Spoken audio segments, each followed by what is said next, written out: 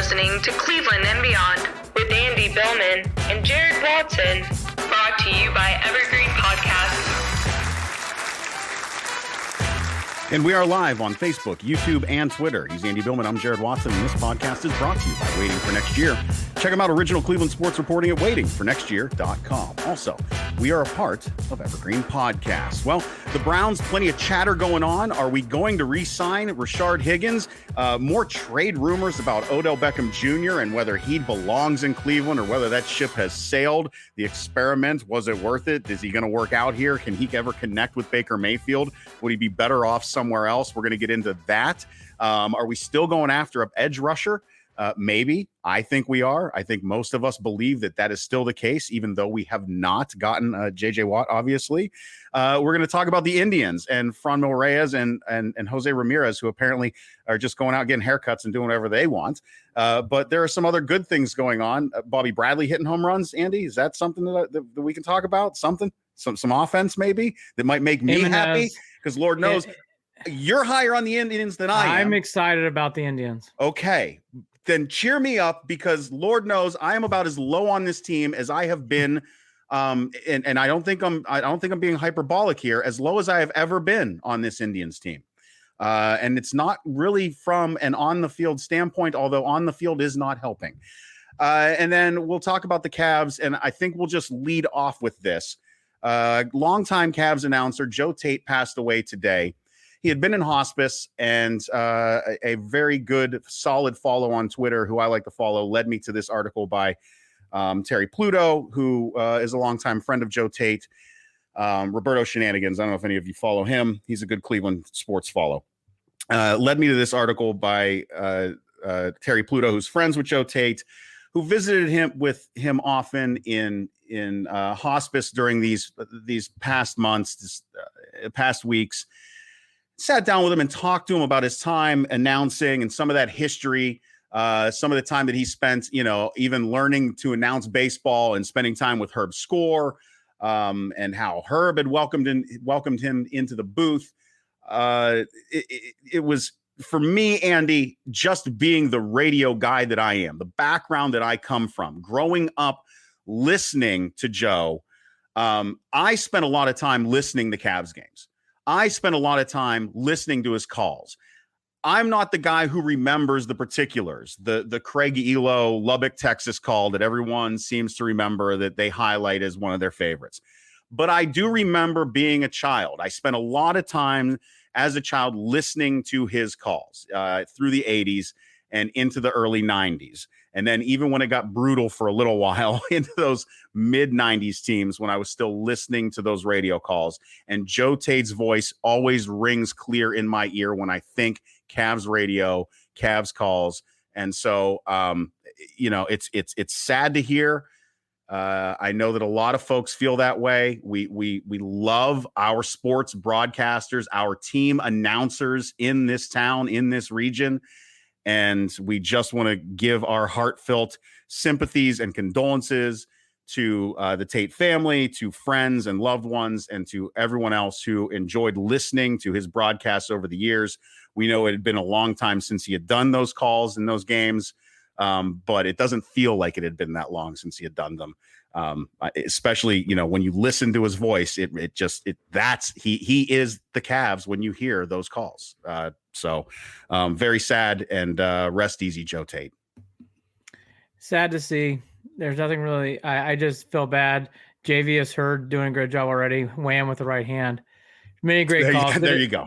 Good to have you in the room tonight, JVS. What's going on? Hey, John. Yes, R.I.P. Joe Tate. I thought we should have laid off with him because he's a legend. Jared hit all the key points.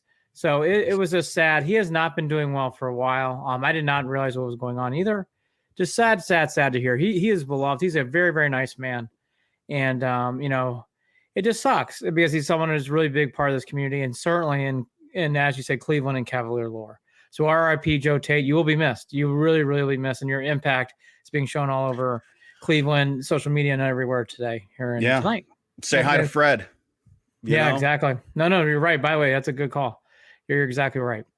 So moving on, because there's no really good transition. So moving on now to the Browns. Cleveland Browns. So a couple of things that my partner said here, picking up. going in. I really don't give a fuck about the Odell Beckham trade rumor shit. I just don't care. Yeah, let's just start with that right now. I don't even care. So I don't even care. obnoxious and annoying. I'm sick of it. I don't need clicks. I don't care. Nope. The big one I want to talk about, there's two, but I'm going to lead off with the opposite one. We should be talking about Higgins, but I'm going to lead off with the bigger one. Dak Prescott's contract really set off the dominoes, I thought, to where we're at. On Monday, he signed that big contract. I actually want to lead off here because we haven't talked about this in a while. And defense is important. Bringing back Rashard Higgins is important. Right. Hey, Believeland, Manny Blasdale. Good to see you, brother. What's going on, Manny? Good to Thanks see you for around. tuning in, brother. I haven't seen you as much lately. Good to have you around. This is a big deal with Prescott getting signed like this, and it shows the importance. You don't have to go on this podcast to know. We both believe we should re-sign Baker Mayfield. Right. I'm still kind of baffled that there's still a little debate. It's gone away mostly, but there's still a little debate about this. You need to re-sign him. And the reason why is because contracts like this, they're going to be getting bigger. I know Grossi really hammers at home, and I agree with Grossi on this. And I'll go a step further, which I've been saying. This is good for the team. It's good for morale. Baker Mayfield has earned this. Baker Mayfield is our guy. If it, for some wild fucking reason, which I don't think it will, it doesn't work out, then it doesn't work out. This is the right move. You got to re-sign him. You got to take a look at this contract. You got to make these numbers work.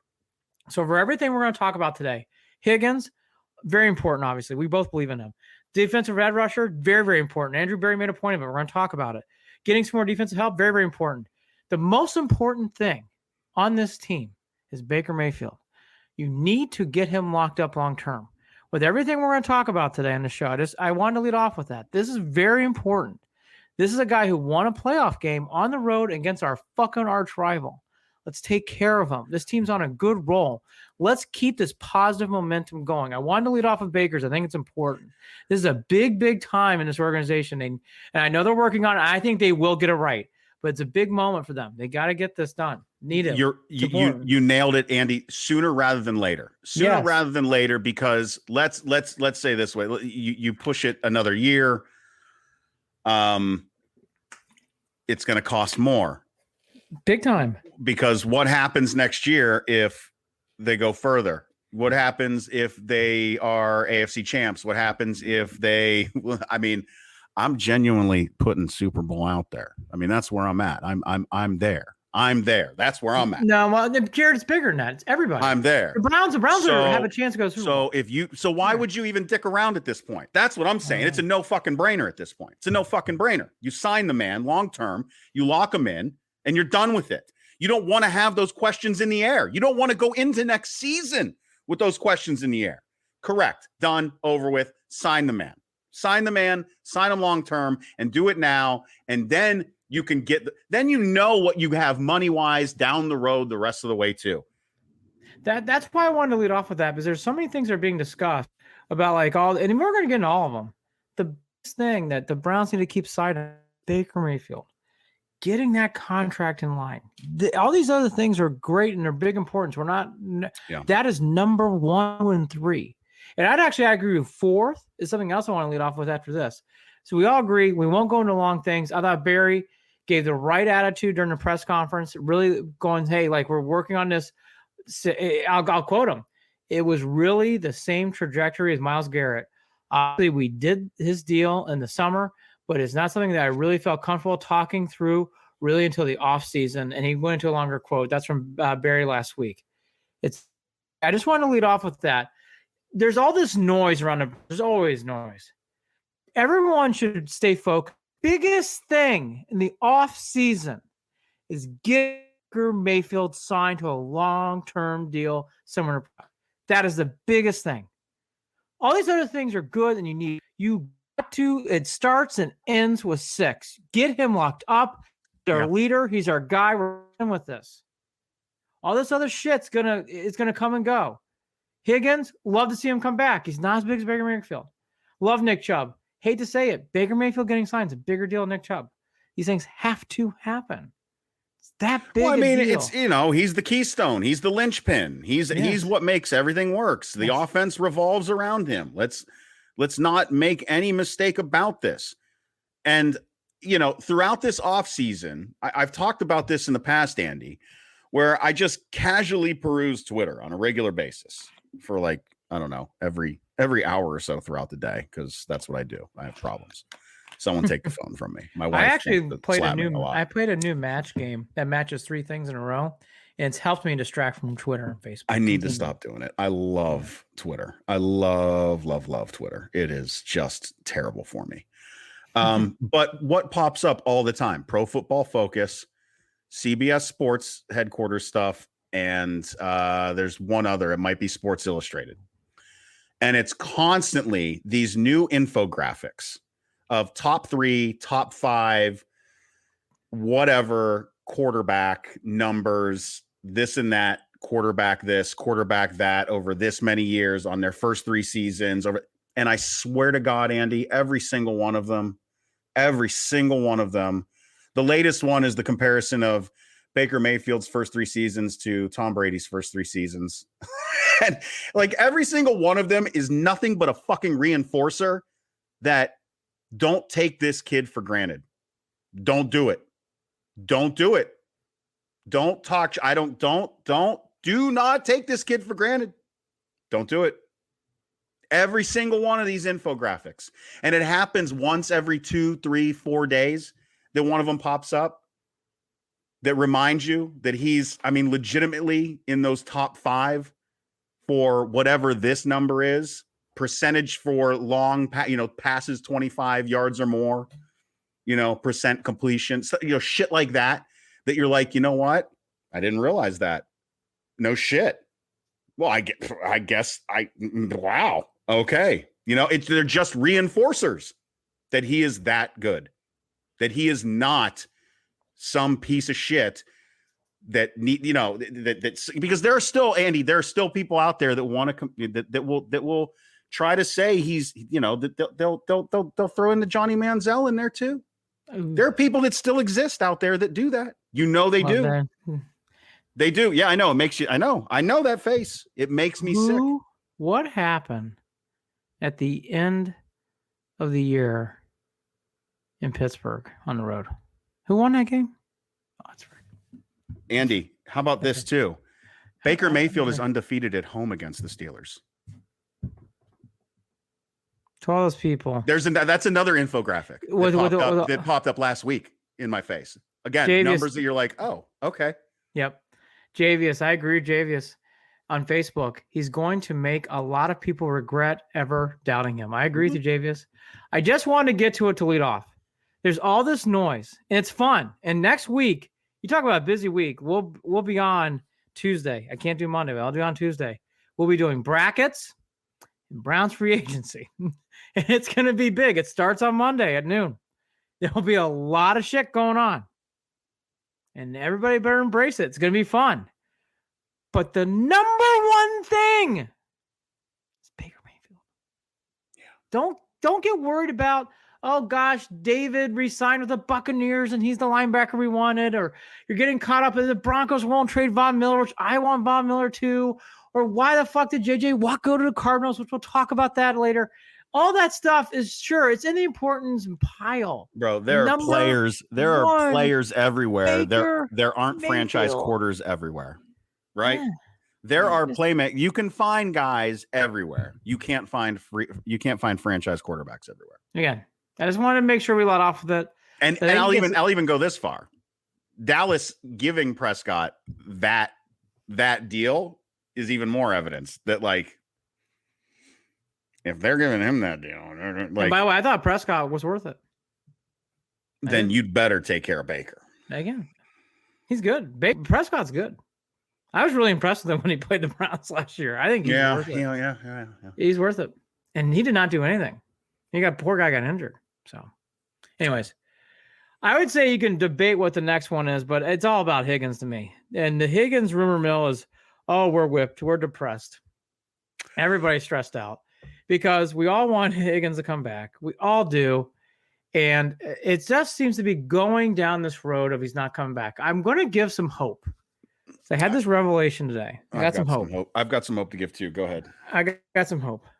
I was looking at the free agency wide receiver market. Yep. And they listed the top wide receivers. He's not even on the list. No, And that's good. You're going to go where I'm going. I think this is an oversaturated wide receiver pool. I don't think Higgins is going to come back as of today, but I think there's a chance. If you would have asked me back earlier today, I would have said there's no chance. I don't see it. It looks like they're really high on Njoku coming back, and they're just going to walk with Njoku and let Higgins run away. I will say there's now a chance. I still think the Browns have to put up more money. It's being reported by various people. People can take it as a rumor. They only offered them two, maybe even just as much as 3. It's not a lot of money. So here's the point I'm making. They're going to have to go up a little bit more than that. Right. But there's a chance. I'll say there's a chance. I still don't think he's coming back, though, Jared. I think he's going to walk. I do. I think he's going to go somewhere else. Well, the problem is, and this is what we're talking about here. I don't think he's going to get the 5 or 6 anywhere else. Yeah, I guess the question is that is the problem. Is anyone else going to give him 5 or 6? And I don't think they are. Well, will the Browns go 4? 4.5? I mean, why not? At that point, that's you and I. So is he going to get a taste of? Is he going to get a taste out there? Or I think he's good. I think someone's going to give him 4.5. I really do, or 5. I do. I don't know if he's going to get 5. Who do you think is going to give him 5? I don't know. I know this stuff. It's just crazy. Yeah, I know. People do crazy shit, and his numbers are very high, extremely analytics. And I think there'll be some team who will take a look at that and really take it for heart. Well, that's the bummer, because I would say, honestly, if the Browns did sign him, I think 4 is about the number. Maybe 4. 5 is topped out, obviously. I saw that 6 is. I don't know what's where is 6? Who's thinking that a lot of 6 people who are in this world, and we can all debate whether it's right or wrong. And this happens in baseball. It's now happening in football. The earmark, it used to never happen in football. It's now happening in football more and more. Like baseball, we all growing up. The earmark price value for Higgins is 6, highest 7, according to people who know values. But from what I'm seeing in the oversaturated market, I think you're looking at 5 as well. I think you're looking at 4.5, 5. I really do. That's and the Browns about aren't where close I'm to that. at. And that's not where the Browns are at. So here's a couple of things to think about. Barry on Higgins last week, quote, he obviously played a key role for us this past year. We have a really positive history with him. Look, free agency can be difficult. And obviously he has earned the right to make that decision and the most appropriate for him. We will maintain consistently good communication with him and his reps. And we will see where it goes, end quote. I don't think that's a death certificate of him not coming back, but that is someone who's talking reality. Here's what I'm hearing from Higgins on, whether it's on Emmett and Jarid show, whether it's on any other tweets, whatever else. Higgins is dying to stay. Here's where there's 2 or 3 things to think about this. 1, I would take Higgins over Njoku. Even with Njoku improving, I would rather cut Njoku and keep Higgins. The Browns don't seem to want to do that. And as of today, that's what's on the table. So we got to accept that for what it's worth. But if I were Andrew Berry, that's what I would do. 2, Higgins is dying to come back. Will he take less money to stay in Cleveland? He did last year's. I don't think he had much options. That's the question. That is the and this is going to be a part of the problem too. Is he didn't have many options, and again, he didn't get much of a chance until the season moved and went on last season either. Jay's injury got Higgins in the So games. My point being, I still don't know what he's going to get out there. Although at the same time, I don't like that he's not being taken care of, considering that he is a guy who wants to be here. I don't like, and obviously there's things that go on behind closed doors that we don't know about, but on the surface, when you put it out there in the way that you just did, Njoku's going to stay, Higgins is going to go, that doesn't feel good to you. It doesn't feel good to me. And it doesn't feel good to most people that see the way that Njoku has played this laissez-faire attitude regarding his wanting to be a part of the Cleveland Browns organization, even when he's playing, even when they are winning. His attitude even now doesn't seem to have changed from then. So that makes it difficult for me to be okay with this. It would be the first time, I believe, that I'm really not on the same page with this decision if it goes down that way. So let's play a game. I'm going to play a game. OBJ, Njoku, or Higgins. You can only keep 2. Which 2 you're going to keep? Oh, it's Higgins and Odell. Bro, I'm rocking my Odell shirt right now. Odell goes nowhere. I'm tired of that fucking worn out. Ready? I'm going to play new.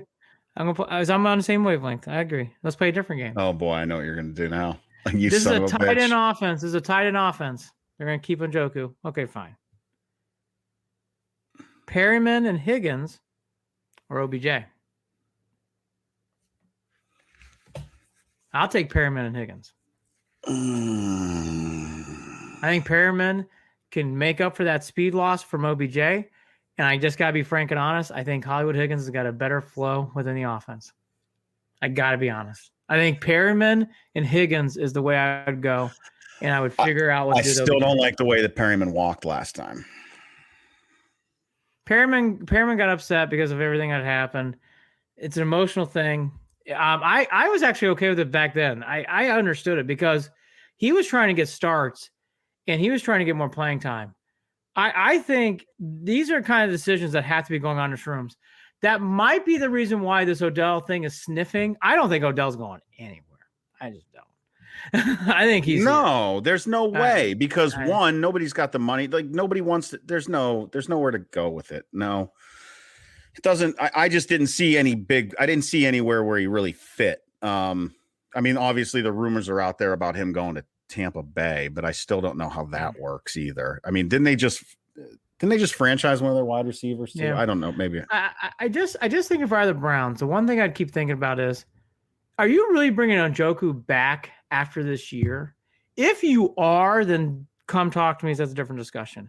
If you're really just holding it on as you want a third good tight end who's played well at the end of the year, here's the thing you got to think about.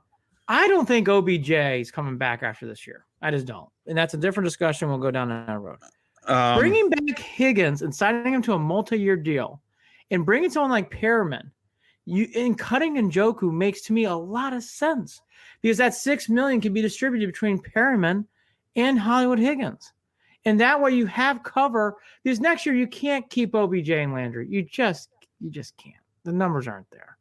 You're not going to be able to keep both those guys. You're going to have to because you guys start signing Chubb. I want Nick Chubb coming back. Like then you're going to decisions like I want Nick Chubb in 2022. Again, though, all of this changes if they win a Super Bowl next season. Well, but right. And by the way, you're right. But I'm just playing hypothetical. This is the roads I see.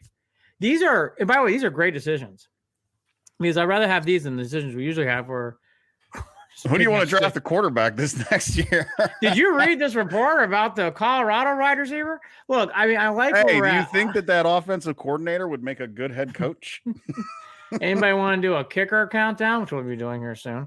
But like, here's the thing: that head coach from Appalachian State had a hell of a season, and I heard that he interviewed well with the Haslams. I watched the Bengals and Alex Van Pelt on the sidelines. He could call a hell of a game. So, I mean, we're making better discussions here. But this to me is the real decision that's coming. I think Higgins needs to come back because I think Higgins is long-term. I think OBJ is 1 year. I think Njoku might be 1 year. And that's why I'm really bothered by Higgins not coming back. Has to be said. Higgins is going to play 2 or 3 more years at a good level. He has got that in him. I see it and I believe it. I don't think OBJ is coming back in 2022, and I don't think Njoku is. The Browns.com actually wrote an article today that they posted about how important their tight ends were. They love them. And by the way, they won 12 games, including one playoff game. So I'm trusting this. This isn't me worried and wringing my hands. But I'm just saying, we had to say it. That's why Higgins is getting so much play. I think I'll just leave it there. And by the way, if you listen to any sports talk, any podcast, Instagram with me, right here, everyone says the same thing. Yeah, keep Higgins and Njoku take care is a good run. All except for the people in Berea as of right now, which is interesting. So weird. Which is interesting. So weird. Before we get into Nick Chubb, that's another guy I want to bring up.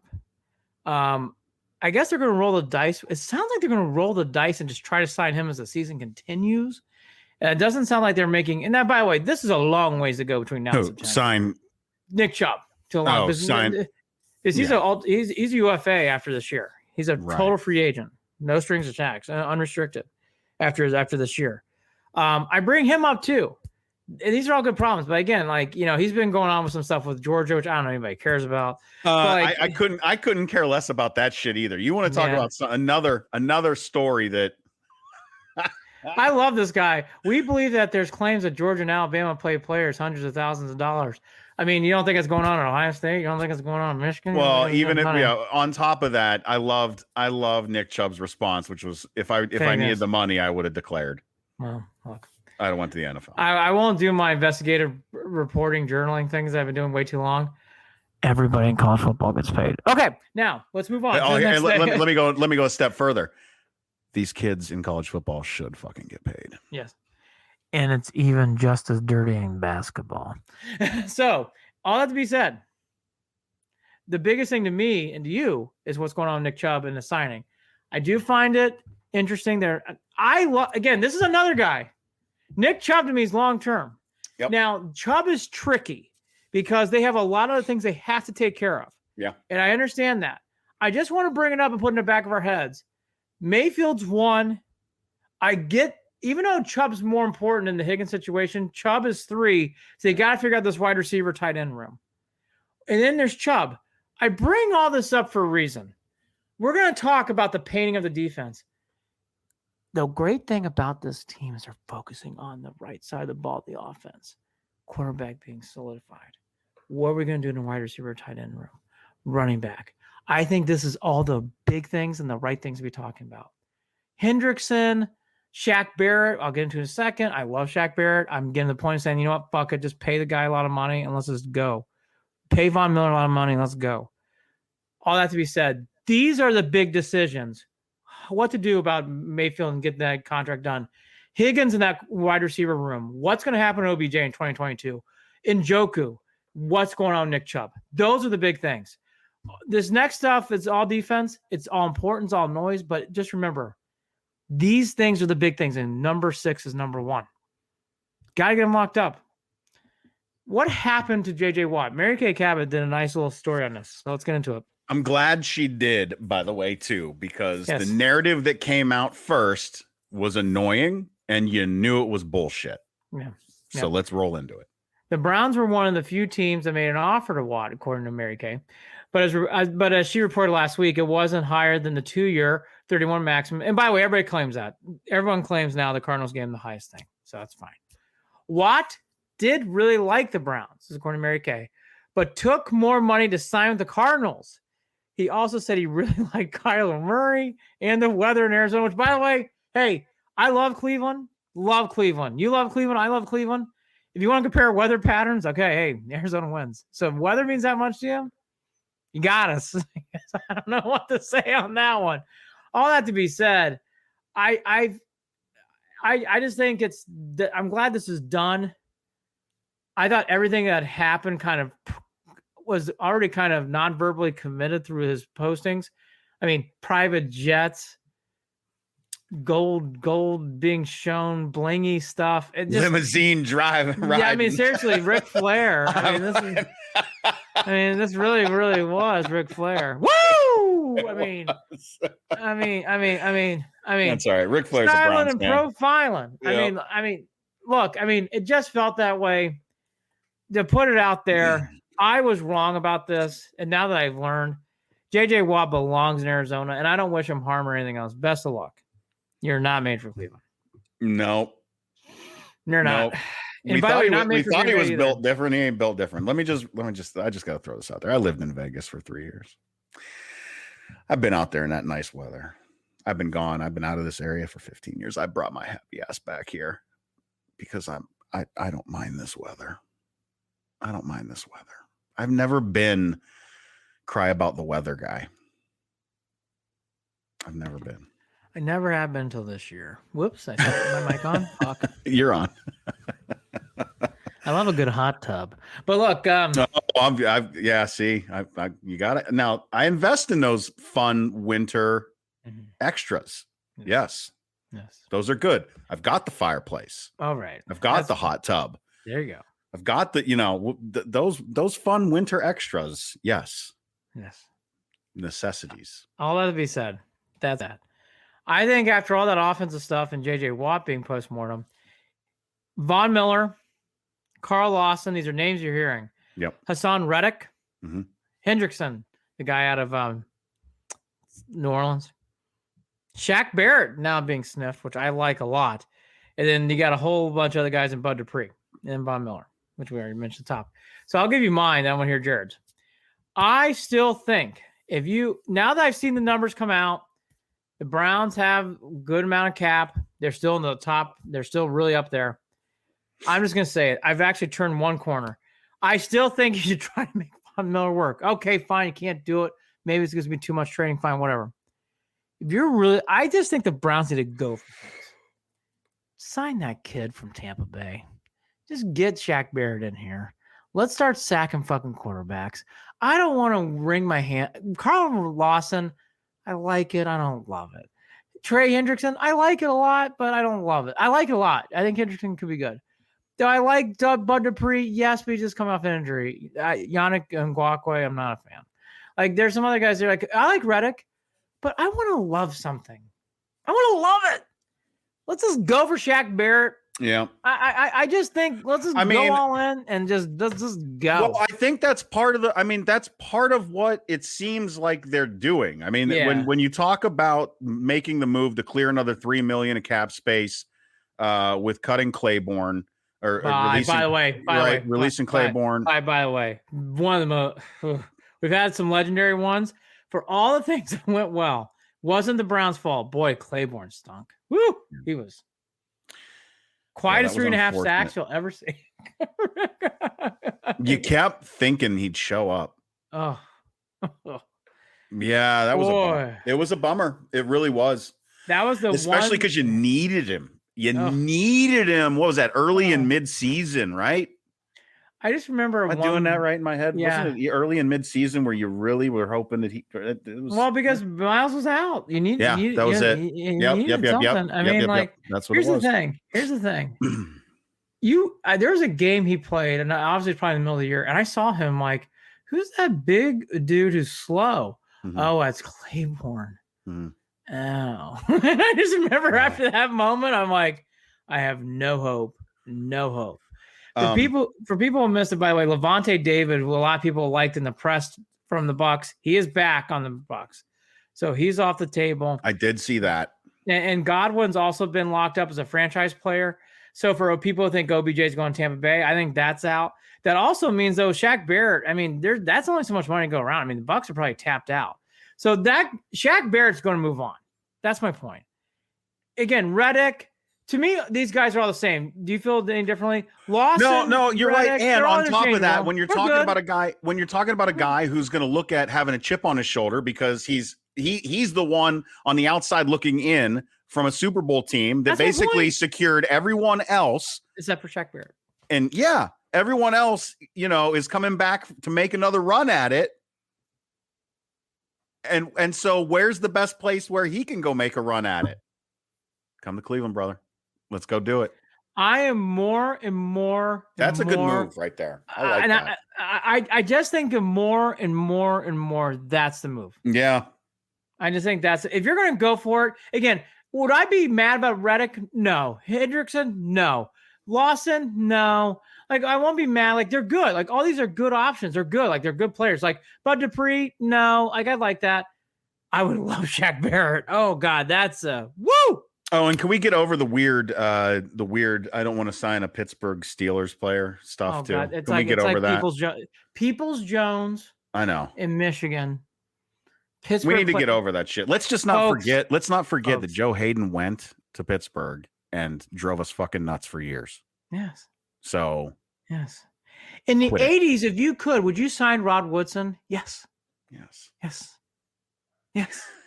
Okay. By the way, Boilermaker.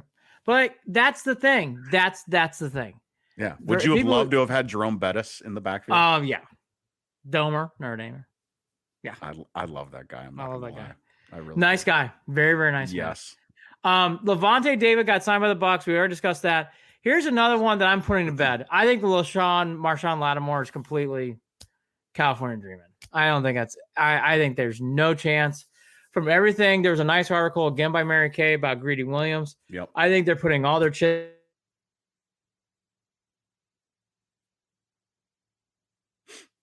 Why did you freeze, Andy? What happened?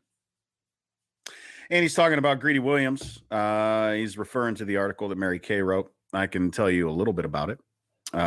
Greedy Williams, his nerve issue,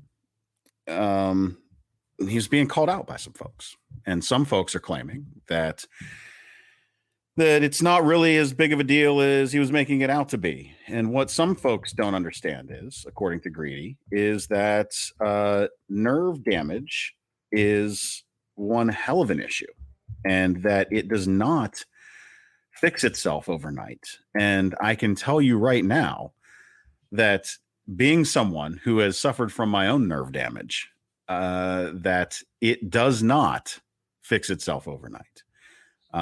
It is a struggle, and it is something that takes a long time to fix. And it is very frustrating because it's not necessarily something that looks like it's a physical injury that you're not dealing with something that's visible. You're dealing with something internal that you can't see. And it's frustrating. And it's something that he has been rehabbing for a long time. And what is good is it seems like Greedy is on the right track. And it seems like he is in the right place and that he will be back. And that is the hope. That is where we are at right now with Greedy Williams. Greedy is slowly making his way back to full strength. We'll take a look at this, Pro Football Talk, NBCSports.com, that he is slowly making his way back and that he hopefully will be healthy and ready to go in 2021, this upcoming season. He thought it was just a stinger, is basically how he felt when that first injury had happened. He did not think that he was going to be out for a long time. He thought he'd be back to practice the next day when he first got his injury. And that was just a tackling drill back in August. That's what happened. Didn't work out that way for him. So after like 3 or 4 days, he was dealing with numbness and soreness. And again, we're talking about nerve damage. We're talking about a nerve injury. And anyone out there who has experienced this knows it takes a while, a long while. Doctors told him 6 to 12 months. It's been every bit of that for him. He's needed that rehab. So hopefully he'll be back. And that's what it looks like, is that he is on the path to being back. Hopefully he'll be ready. People don't realize what nerve damage really is. It's a serious matter of health. Nerves are weird. That's according to Greedy Williams. We just talked about that. It's not fake. Like I said, there you go. Moving on as we still wait for Andy to come back. Looks like he might be popping back in here.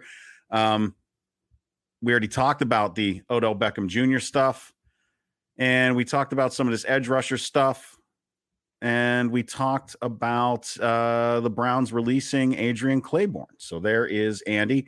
Andy, I already went over. And that's where my gold is buried.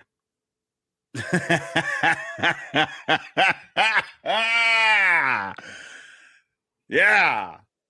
Fuck your internet, man. Well, whatever. I was saying so many good things myself. It's all good. I just went through all the Greedy Williams stuff. I went through all of it. So we're all good. We rolled through it. Look, I was moving on. I'm going to leave it on this about Greedy's. I was going to get back to this. I actually think nerve damage fucking blows. I deal with it all the time. I've got pinched nerve shit in my shoulders and neck, my back. I've got nerve damage in my hands from shit that I did a long time ago. You can't feel nothing. I didn't exactly rehab it like I should, so I deal with it long term because I'm an idiot. Whatever. Go ahead. I just think signing an experienced cornerback who's not Marshawn Lattimore, I think giving Greedy Williams one more chance is the right thing to do, because You need to give him 1 year. But you need to get someone in there who. I will say this: I am not as big a fan about Terrence Mitchell and some of these other guys other people are. I think getting like a Butler. I've been hearing that rumor name.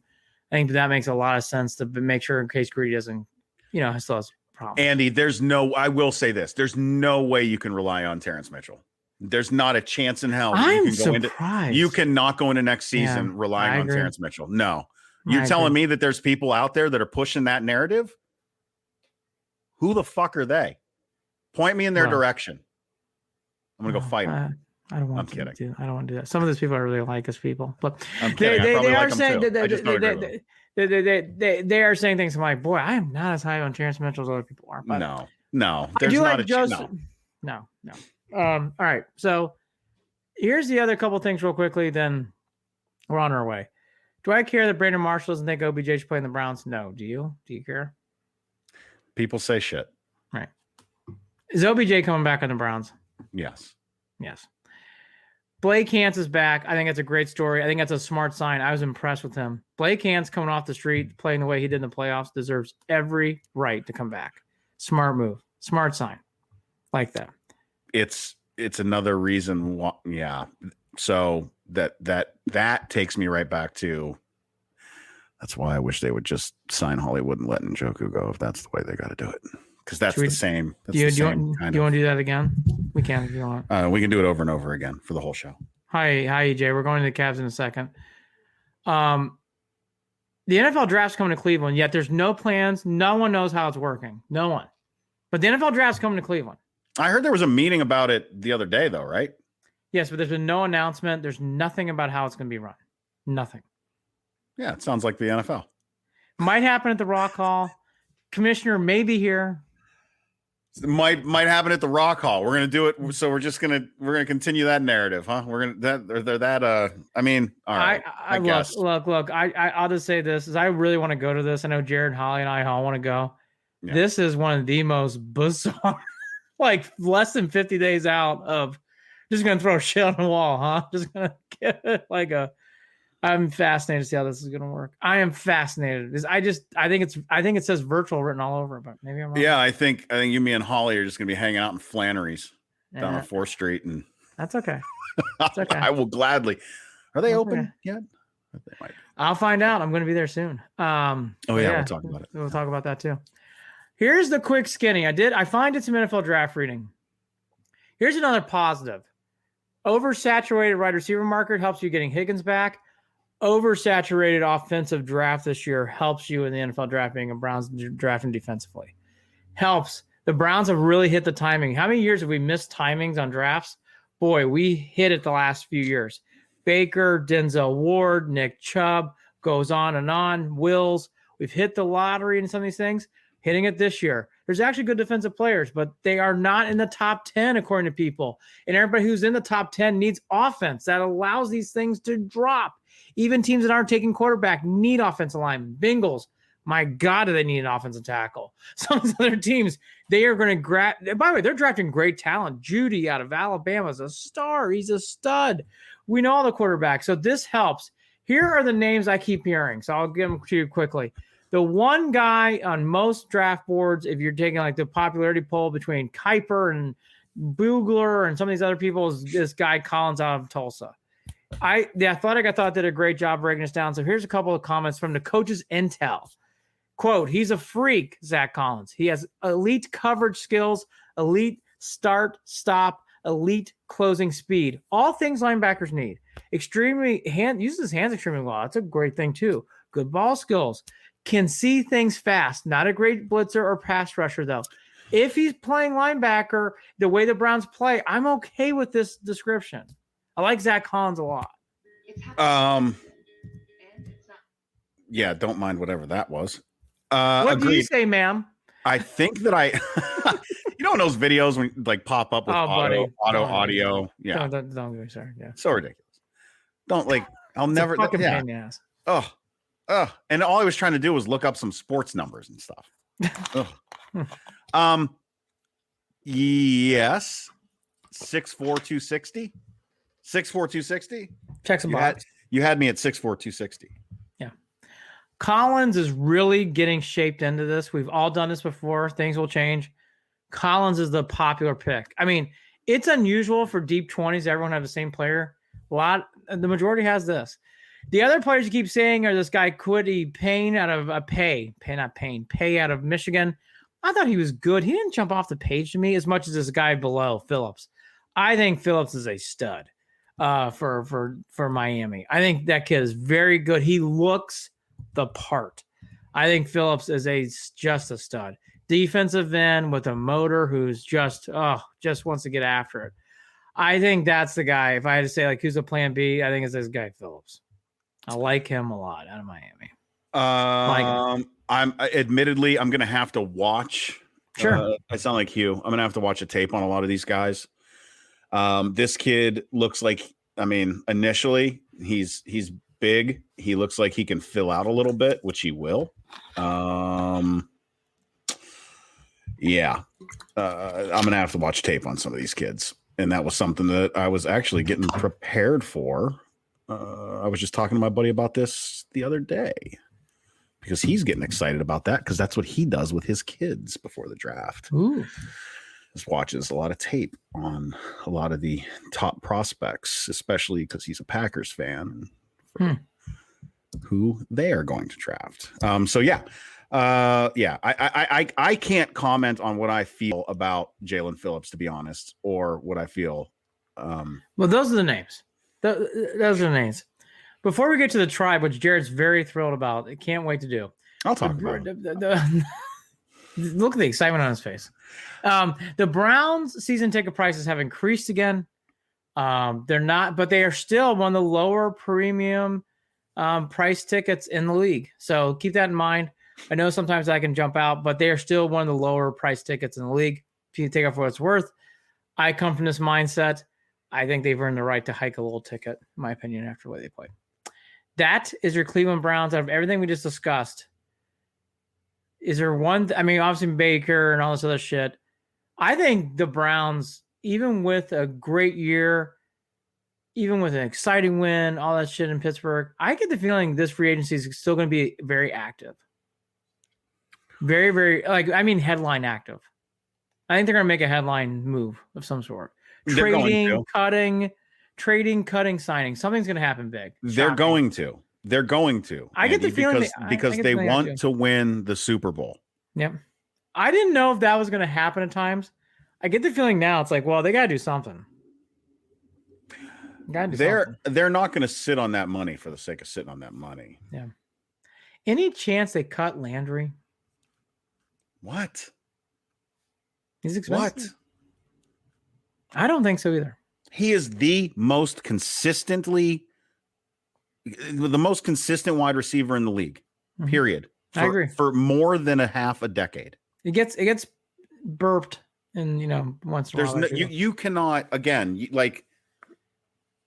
just saying. I agree with you. Again, changed the fucking culture. You want to talk about like ground zero for changing the culture in Cleveland? Mm-hmm. It's Jarvis Landry. Mm-hmm. No, I agree. It's Jarvis Landry. I just wanted to bring it up because I've been hearing it's not a hard or one of those rumors is getting peddled, but like it gets burped in discussions. Burped. Well, blow that fucking burp out in the wind. I love Landry. Landry needs to come back. Landry is coming back. EJ Scalata though is ready to get rid of OBJ. What's up? Well, that's fine. No, EJ. It's tricky. Here's where we ended on EJ. You have to re-listen to the show before I dropped off into space. By the way, so are we cool with UFOs? Yo, yeah, of course. Yes. Look, this is what's so obnoxious about it. This is what's so obnoxious about all of that is there's nothing wrong with that. Like the fact, all right. I can't believe you sucked me into this because I can't stand talking about this dumbass's bullshit. And I ain't talking about Baker. I'm talking about that other douche nozzle. Who? I'm not saying his name. Literal governments have recently come out and said, yeah, they're shit. All right, they're shit. There's stuff flying. We don't know what it is. We know their stuff. Yeah. So like enough. Anyone who knows how tiny and insignificant we are within the vast. See, now you got me going into this. The vast universe.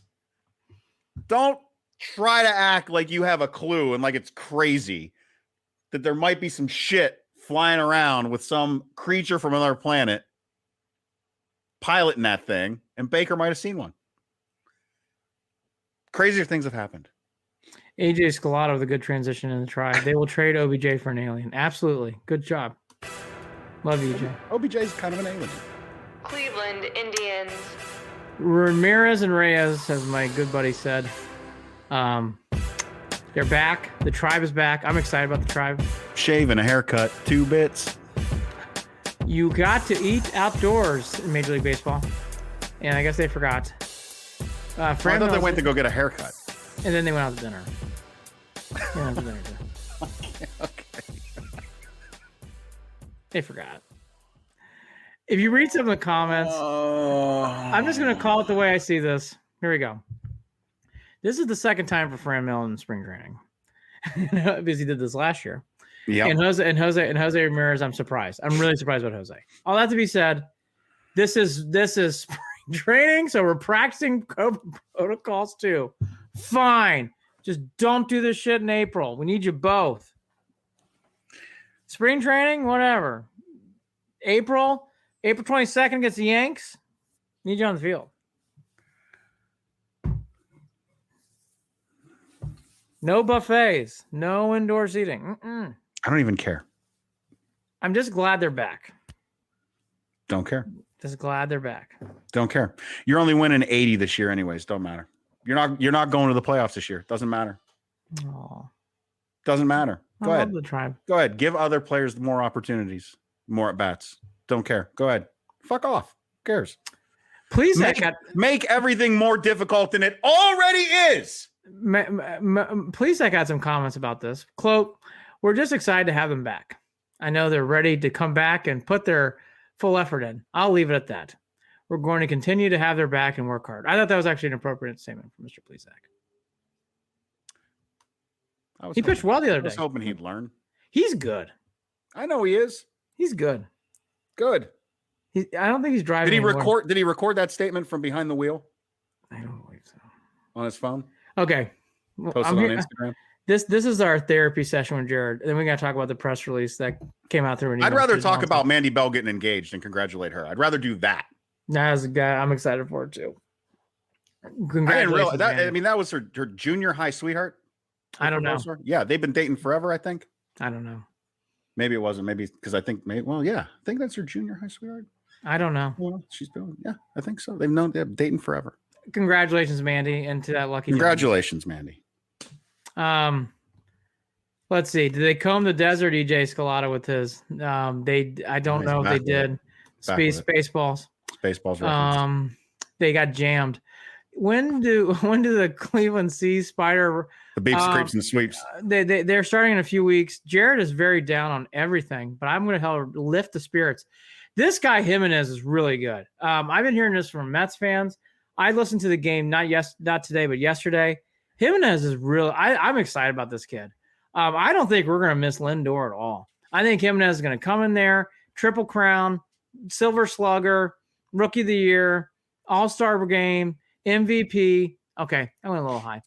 I do like Jimenez, though. I think and I was obviously teasing and joking, but I do like Jimenez. I actually think it's making this transition easier for me. And to tell you how confident they are in him, they've already kind of hinted to Rosario, not Eddie Rosario, the other Rosario, like, hey, you might not be playing shortstop. You might have to move somewhere else. So I think that's a great sign. Jimenez is hitting the cover off the ball. Yu Chang's our best spring training player ever. He's off to another hot start in the spring. I have learned to temper my expectations about this. Yeah, see, I mean, we talk about this, these spring training numbers, spring training Hey, Jimenez killing it in spring training. Jimenez is going to win the Triple Crown spring training. It's going to be great. But by the way, I think Jimenez is for real. I think Jimenez is a player. Didn't the Royals or the White Sox destroy him like a week ago, like 8-0 spring training? Spring training, no one cares. Right, spring training, exactly. No one gives a shit. If it's positive, that's all we care about. Bieber giving up 7 runs, who cares? but Jimenez hitting in the park home run. I like that. But Yu Chang again is off to a great start. I really hope it continues. I like Yu Chang. He's a big kid. He's tall. I like Yu Chang too. I really want him to continue on and do big things. I actually think the Tribe have a good infield. Bobby Bradley's the other big star. He's having a great spring. Bobby Bradley. So Bradley at first, like it. Cesar, love it. Jimenez, love it. J-Ram, love it. Just eat outdoors. I like this team. I like the infield. Roberto, it's not bad. Again, who's the adult in the room and where's the leadership again? I thought we talked about this a week ago, I think, or 2 weeks ago.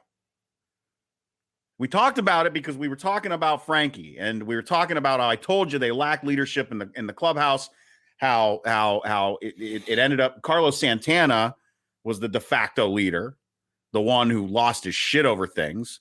Yes, he was because they were acting a fool and didn't take things as seriously as they needed to. Yeah, we're just happy. We're just happy to be here, smiling all the time. Hey, yeah. Francisco, by the way, which I will say this, as angry as I was about everything, I will defend Francisco on this, and I will mention this story too that we need to get to after I bitch about the leadership thing.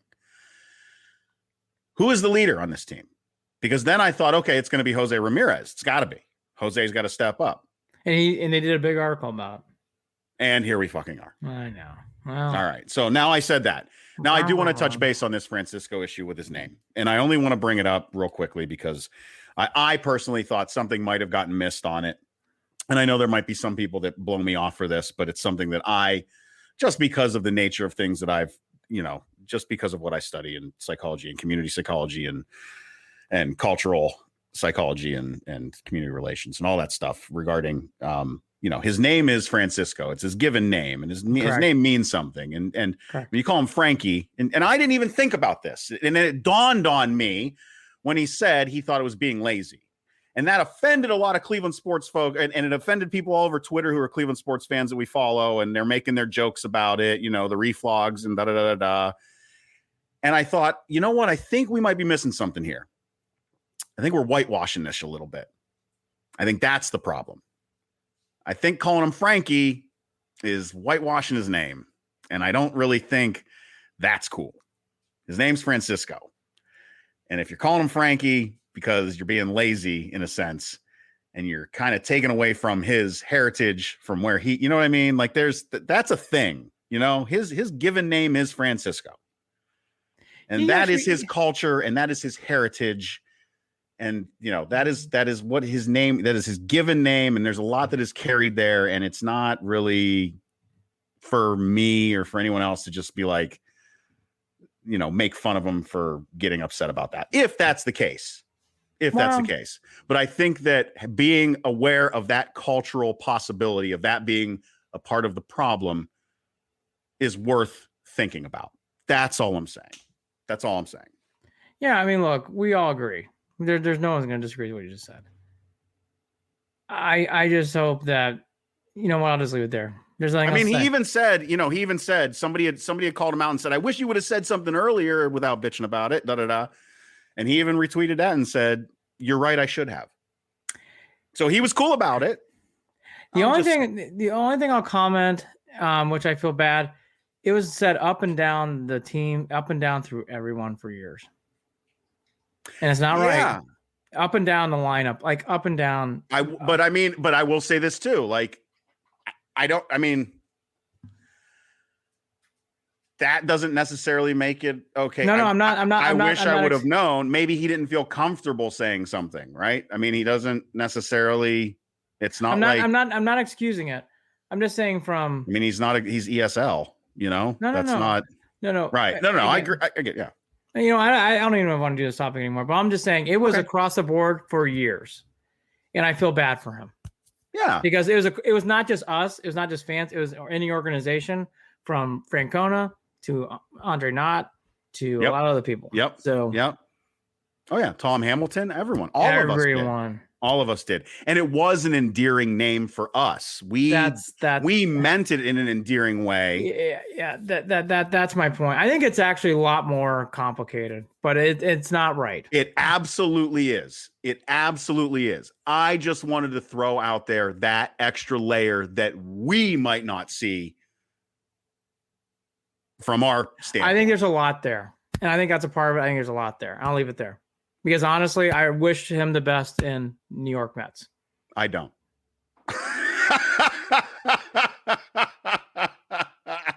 Separate issue. I don't. I mean, what? What do you want? Sorry. Wrong uniform. He gone. I'm speechless. It takes me a lot. I'm speechless. Oh, it's a different. You get what I'm saying? No, I don't. Are you serious? That's what I'm saying. That's the line. That's the differentiator. I like You're in New York. Why can't I like Jimenez? I like Jimenez. You can't. He's in New York. He's gone. Bye. Not on the team anymore. Can't root for you. You're not gonna root for Carlos Carrasco either. Come on. No, I'm kidding. Anyways, Am I really that petty and bitter? No. I'm a smart ass. No. That's all. I had a girl on a date recently call me Billy. I didn't like that either. Billy. Isn't that Cable Guy? Yeah, that date did not end well. Billy. That's for see Cleveland and Beyond behind the scenes. After I start drinking beer. EJ Scalata, probably happening soon at a theater near you. EJ Scalata, if only more people in this world would take the time to educate themselves and something like that. I agree. I think that's a bigger thing. Yeah, and I don't expect, it's not something everyone is aware of. It really isn't. And like I said, even me, someone who has studied this sort of thing and has taken the time to, try to make myself aware of my own cultural ignorances and put myself in other people's shoes. It never dawned on me until that moment, until he said something. So look, all these things are right. All I'm saying is there's a lot to this story because it was said throughout the organization, throughout the media, throughout the press, throughout national and local press. It was everywhere. Right. See, here we go. Javius knows what I'm talking about. If it doesn't start with Cleveland or Ohio, I'm not about it. See? Exactly. I think it's okay if he plays well for the Mets. It's fine. Yeah, you're right. We're not going to face him in the World Series anyways. Oh, my God. Debbie Downer. You're not excited about Kyle Quantrill becoming the fifth starter? I am. All right. I'm getting my Jimenez jersey tomorrow. I like this Jimenez kid. I'm high on him. He's going to be a great 230. Listen, winning cures everything. So, Logan Allen. Does that not excite people? I like Logan Allen. Actually, lefty. We're finally have a lefty in the starter. Sounds like it's going to come down to Quantrill and Logan Allen for the fifth starter. The four for people who've forgotten. Bieber, remember him? Cy Young Award winner. Plesac, our favorite Instagrammer. Savali, who's actually having I think Savali's going to have a bounce back year. I really like how he's presented. I'm telling you, this team's not as bad as every time. I'm getting hooked. I know. I'm getting totally hooked on the Indians. I'm actually becoming more of a believer. And I don't think they're going to go to the playoffs, but I think it's high 80s now. I really do. We've talked about this for a while, Andy, that, and I'm still in the same boat that if they can keep their shit together, they are going to be a decent team. I think Tristan McKenzie's a star. I do. I think he's a star. If he can stay healthy. Yes. Oh, he's going to stay healthy. He's a star. I worry about him because he's big and lanky, and I just worry about his arm. He just looks apart. I love his energy. I love his spirit. I'm a big Tristan McKenzie fan. Like all of it. We talked about Bobby Bradley, so we won't repeat that story. Okay, so the Mickey Callaway stuff for people it just broke tonight. I don't think there's really anything really breaking news. It's an email that was clearly written because they knew it was going to get out from Dolan explaining to the organization, which every owner, if I worked at ESPN, I would have gotten one of those things. I've seen those emails before. I'm sure Jared has in his employer. When things like this happen, you usually get emails from some sort of CEO or someone at the top saying, hey, remember the culture, remember everything that's going on. Like, here's a here's the things you do and don'ts and everything else. It's something you have to do. That's what kind of got leaked out tonight through the Indians email. I won't even really get into it. I thought it was appropriate from Dolan. I thought he said the right things. And I thought he did what he had to do because, they have a lot going on there. And whether, look, we can all debate. There's a lot of things here that need to be cleaned up. It's really obvious. Okay. All that to be said, it has, Jared talked about some other things. I won't go too deep on it. I already have a lot. This is tarnished and put a big fog over the Indians, clearly. I don't think I feel for Francona. I don't think he's acting the same. I feel for the whole situation with Nick and him. I just feel for both sides. Just feel for both sides as a dad. And as a son, I've been both ends. And I'll say this too. Like, I just think this whole situation, now I'm being serious. To be fair to Jared and many other Clevelanders I talk to, they are not excited about the Tribe. And if we're being honest, this is probably the biggest reason why. I get it. It feels awful. It It's just not going does. well. It just leaves a sour feeling in your stomach. And a lot of it is because of we hold Antonetti and Tito in such high regard. Chernoff too. And Chernoff. Yeah. We thought highly of Callaway. We thought we didn't until recently. Yeah, we did. We thought that we had such a well-oiled front office and management machine that was handling things in a way that kept this team competitive despite other things through ownership at times. That also rallied fans around those guys even more. And it makes this, you understand, if you understand the nuance of it, you don't want to bury them, but you also shake your head and wish things were done differently. You do feel badly when, Andy, I've built a bit of a relationship with Nick over the past handful of months, Nick Francona, over the past, 6 months, 7 months.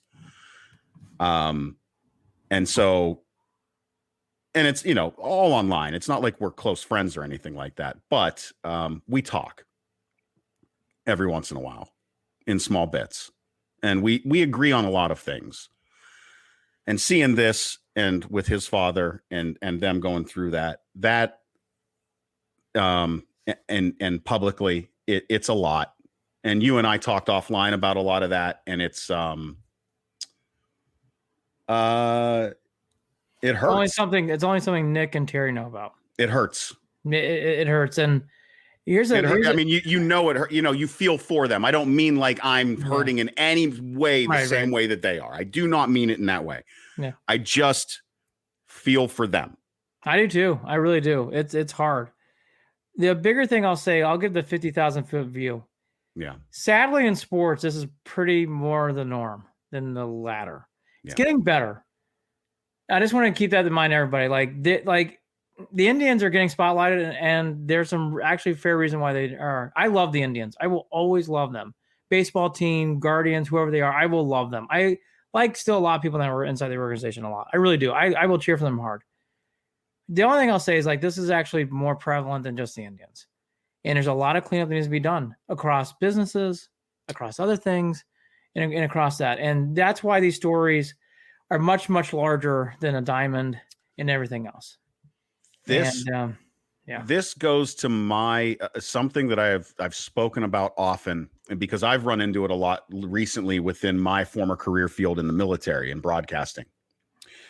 I worked in American Forces Network, and as a broadcast journalist and public affairs specialist throughout the Air Force and throughout the military for 12 years. I did that, and we've got issues with sexual assault and things like that have happened, and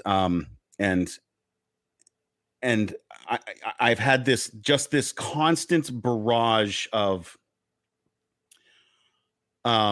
situations that I run into where I'm constantly baffled at this this need to, or at least this initial knee-jerk reaction to protect the worst of us, and that feel like within our group or within whatever our tribe is, and I don't pardon the pun, but whatever our group or our tribe is, that when you protect a guy like Callaway or whatever, whoever that is, when you protect the worst of that tribe, you think you're protecting the tribe, but you're not. You're really destroying the credibility of the tribe, and you're creating a toxic environment within that tribe. And that the only way that you can keep that tribe healthy, and that you keep those healthy relations, that healthy institution, the institution itself healthy, is to root out those individuals who are the worst of you within those tribes, within those institutions. And I just feel like we culturally have to flip that mentality, because it's far too often that we see different institutions defending the worst of us within those places and digging in our heels. And that's, it's just causing more strife than it needs. That, I'm sorry we went down this path. I really am, but I think it means a lot. I think this is a situation where we clearly see that. And it upsets me because I care, and I care about the Indians, and I hate. It just bums you out. It's sour pit and stomach's a fair example, and it's going to be, and it needs to happen. Here's 2 comments. Don't run away, because it's going to get worse. Attack the problem, heal the problem, and move on. The other thing I'll say too is, and I hate saying it, but, and it doesn't go for sexual harassment. It goes across the board for anything that goes wrong. When you're winning, things get ignored. And I'll leave it there. When you're losing, ask Les Miles. You'll get erased pretty fast. Yeah. When you're not winning, you will get brushed out fast in sports.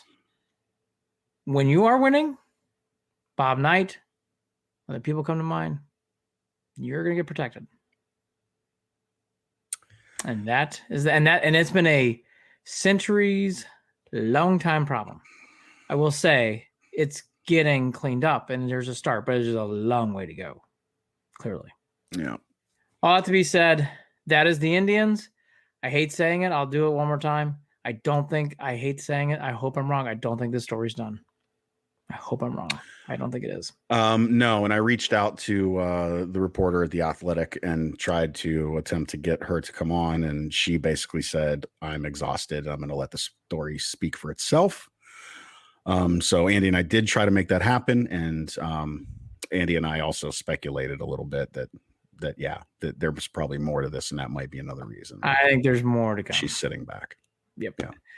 We'll see what happens. All to be said, if you want some positivity on the field, get excited about Jimenez. I'm telling you, get excited about Jimenez. Bobby Bradley, I think that's great. And please, please, please, I'll do one more on the field. Can we have Daniel Johnson start in center field this year? Please? He's almost hitting 400. The guy only did was hit last year when he came up. I'm being serious. Daniel Johnson needs to be playing every day center field. Yeah. Sorry. I'm actually going to start getting hard on this. I don't want to see Daniel Johnson playing. If you have Naylor, Johnson, Rosario, all of a sudden I don't feel as bad about this team. And that's why I'm getting excited. I want Daniel Johnson to start playing every day. I hate saying it. Nothing against Oscar Mercado and Zimmer. I don't want to go through that experience anymore.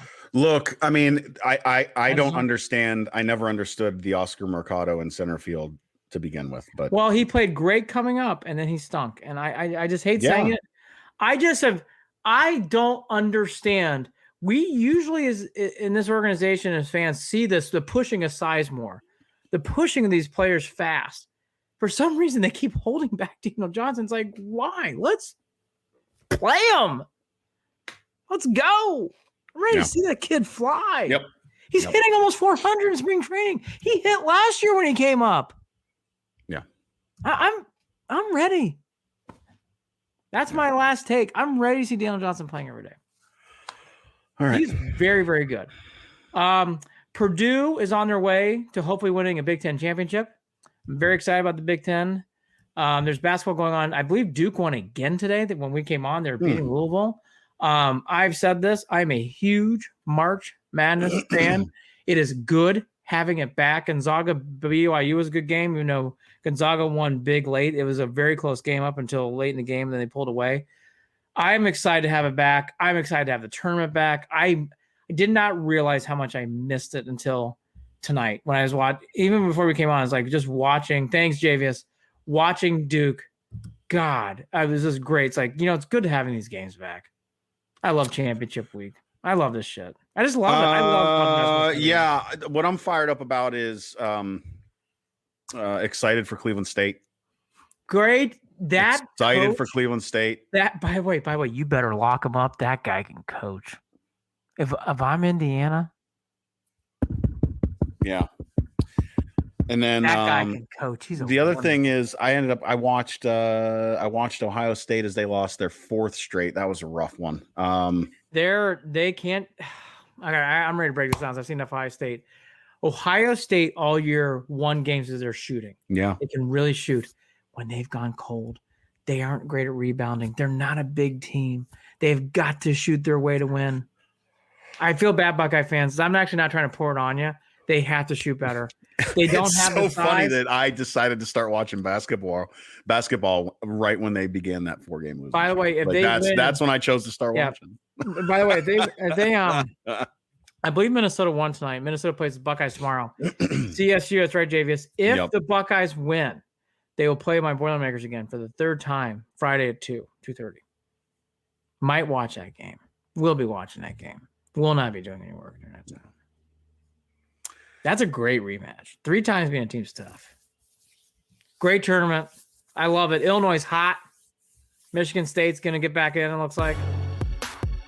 Anything quick on the Cavs? Cleveland Cavaliers. Drummond, I can't believe I'm saying this. Damn it. I think the Cavs are going to have to buy out Drummond because it's just not. LaMarcus Aldridge just left San Antonio. Why would you not sign these guys for free? The Nets already signed Blake Griffin. LaMarcus Aldridge is getting signed by someone. I don't see Drummond getting traded. I don't understand this. How's that Cavs strain? I like where the Cavs are going. I know this is the most bizarre.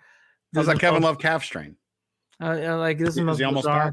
The most bizarre. He's wearing an essential sweater. I just want to say this one time. Whole team's wearing not the team gear uniforms. Designers. I mean, does that stick out like a sore thumb? Jesus Christ. It's the weirdest picture. And he looks miserable. Oh, it's just so funny. Hopefully those checks cash, Kevin. I like Kevin, though, but boy, it's been weird. I am excited about Garland. He's played much better. Sexton. But boy, that was a terrible loss against the Pacers. McConnell tore us up. McConnell had a triple-double. Points, assists, and steals. That does not happen much often in the NBA. I'll repeat. And steals. He almost had 10 steals at halftime. Yeah, I was trying to think of somebody who'd done that recently, and the name is falling out of my brain for some reason. I don't know why James Harden was popping in my head, but it wasn't James Harden. I like where the cat. I like Jared Allen. I'm seeing rumors about Chetty Osman being traded. I think like all these I think all these different he did a great. Notice my big reaction there. For people who can't see us who's running the podcast, there's a great Head and Shoulders commercial that Chetty does, and it's a nice commercial. I thought that was nice. He's such a nice man, and he absolutely stinks at basketball. It's a shame. I'm hearing baffling rumors, but the Cavs are now not going to trade to Larry Nance Jr. If they were to trade Larry Nance Jr., I think everybody would walk the plank of depression. I know I would. I can't believe that was even being contemplated. Be dumb. Break. I actually would have a connection. Oh my God. That would make no sense. That would make no sense. So, but they've came off. They've got oxygen. Good. There's some things about the Cavs are very weird. There's some things I like, and I like Windler's had a good stretch. Dean Wade's played well down the stretch, having nice moments. I'm seeing bits and parts that I like, and yet Drummond is that's an eyesore. What's going on, Kevin Love? To be fair, that's an eyesore. Poor Dellavedova's not coming back, but he's doing a nice job as a coach. They don't have a backup point guard. It really sticks out in these games late. It's like they just don't have. It's like they are making strides, yet they take 2 steps forward to take 1 step back, 3 steps forward to take 4 steps back. It's like they're kind of just weirdly treading water, but it's because of like you see some things and you're excited, and then you get reminded about other things like, oh, fuck. Oh. The Pacer game was a perfect depiction of that. Because they should not have won that game. They almost did. And then McConnell's like, fuck it, if you're not going to take care of the ball, I'll just steal it out of your hands and just win the game. And he did. Well. And that's where they're at. I like JB Bickerstaff, though. I do. I do like JB Bickerstaff. Yeah, and again, I've had conversations with folks offline. I still really think the issues come down to Kobe Altman's the problem. JB needs to go nowhere. He needs to stay, and until they get that issue figured out, the Cavs are going to be, Here's what I'll say about Mr. Altman. Windler is helping him save his job, and Garland is helping him save his job. But I don't think he's going to save his job. Because if they have to buy out Drummond, boy, it's bad. I don't think Drummond's going to get traded. I can't believe I'm saying that tonight. When I saw the LaMarcus Aldridge story, I'm like, why would you make a trade for the Cavs if you're going to get guys for free? Yeah. I agree with you, JVS. JVS on Facebook, great coaching job. I agree. Yeah. I like JB. This is the weirdest team we have right now. There's some things I do like. There's some things I see, but there's some very far away problems. By the way, like McGee, they're going to have to get a backup center. I'm just telling you right now, have to. Check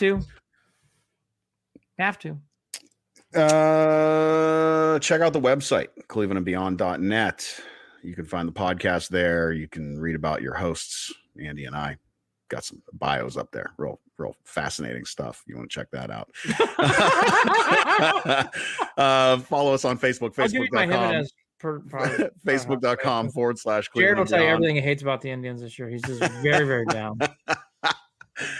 His favorite Hollywood Higgins moment. Listen, I'm hoping it changes. I can't hide my feelings, man. I wear them on my sleeve. It is. By the way, I tease you. You tease me. It happened. Yeah, it's a little sad. It is.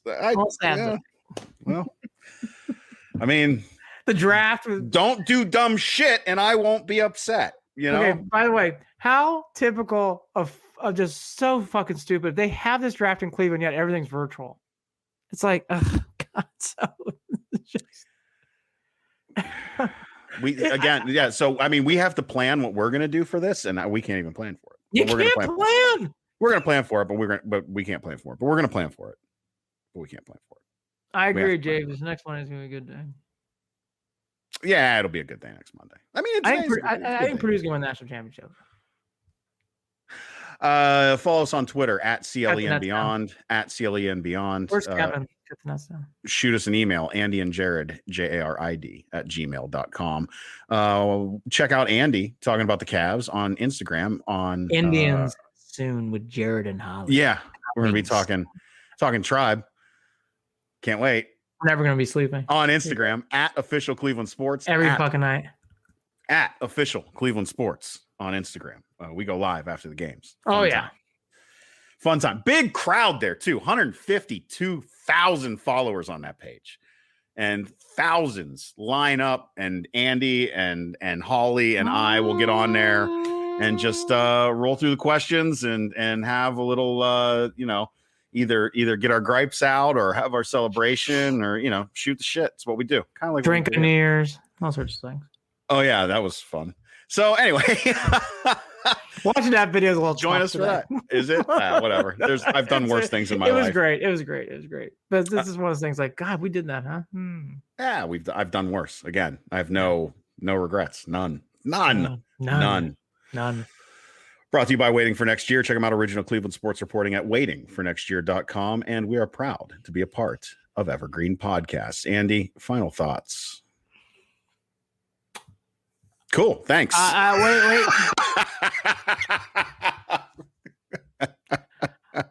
I love Purdue. As Joe said, good night, everybody, right? I actually think Gonzaga is going to go undefeated and be the first time to go undefeated since UCLA to win the national championship. I think they're going to do the whole thing. It's going to be a great watch. It'd be a great story. Might happen. By the way, did you know that Georgia and Alabama might play players? Did you know that? They might. The boosters? Those boosters raising money, giving them players. Yeah, well. Breaking news. Water's wet. It's not like those kids and their families don't need money and shit too, you know? Oh, but that's a whole different discussion, right? See. 10 o'clock. My God. We should do a whole episode on that. Yeah, we went long tonight, brother. Almost an hour and a half show, and plenty to catch up on. It felt like we needed to go through. No. Okay, now I'm babbling, but one more. Yeah, Jared and I will go live on Instagram Monday night with what we thought happened to the Browns. Is I can't do a show, but we'll go Monday night. I'll just tell Jared now we will. Tuesday we'll relive. So I think it's going to go on all throughout the day and night. So we'll do something live on Instagram on Monday night. We'll go live Instagram at Official Cleveland Sports Monday night, and then we'll do this recap. We'll do this show on Tuesday. Twitter, YouTube, and Facebook, and then this Tuesday. Obviously is the podcast, so you'll be able to listen to it. Might be doing it live in person in Youngstown, Ohio. Might be. Don't know yet. Oh yeah. I don't know. Wait a minute. That's the 17th. That's a Wednesday. That's St. Patrick's Day. Tuesday. So you'll be at the 16th. Okay. All right. I'll get the corned beef ready. We'll talk more later. Talk to you later. What are you doing? I don't know. Look, I hope everybody. This has been a long fucking show. If everybody who's hung on there for 90 minutes, God bless you. I just want to give a big middle finger to Cox Cable Internet. Just can't fucking get this shit straight. I've had sinus issues, so I'm like, my head hurts. I ate too much. Oh, you back at it again? No, don't even get me started. I fucking getting old blows. Well, I was hurting yesterday. Out of nowhere, headache just. There's so much dry air in Connecticut because of the cold. It's warm, but okay. Go Tribe, go Browns in the offseason, go Cavs. Beat the Pelicans on Friday. They have a road. Boy, the Cavs have a nasty schedule to start the year. Jeez. Poor Cavs. Good night, everybody. Bye-bye. Take care. Go Boilers. Cleveland and Beyond with Andy and Jared is a part of Evergreen Podcast. You can follow them on Facebook at facebook.com/Cleveland and Beyond, on Twitter at CLE and Beyond, or shoot them an email at andyandjared@gmail.com. And don't forget to visit the website, clevelandandbeyond.net.